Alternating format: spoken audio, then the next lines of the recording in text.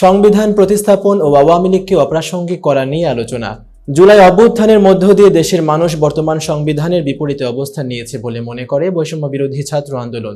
তারা ৭২-এর সংবিধানকে মুজিববাদী সংবিধান হিসেবে উল্লেখ করেছে।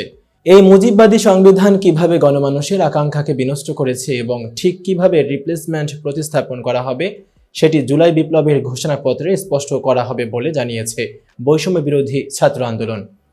৩১ ডিসেম্বর আগামীকাল মঙ্গলবার বেলা ৩টায় ঢাকার কেন্দ্রীয় শহীদ মিনারে জুলাই বিপ্লবের ঘোষণাপত্র দেবে বৈষম্য বিরোধী ছাত্র আন্দোলন।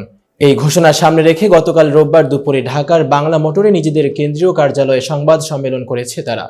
সেখানে বৈষম্য বিরোধী ছাত্র আন্দোলনের নেতারা বলেছেন, জুলাই বিপ্লবের ঘোষণাপত্রের মাধ্যমে ৭২-এর মুজিববাদী সংবিধানের কবর রচিত হবে।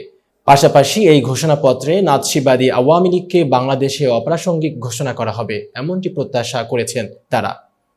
এতক্ষণ বার্তা বৈঠকের সাথে থাকার জন্য ধন্যবাদ। নতুন নতুন তথ্য ও সংবাদ পেতে বার্তা বৈঠকের ইউটিউব চ্যানেল এবং ফেসবুক পেজের সাথেই থাকুন।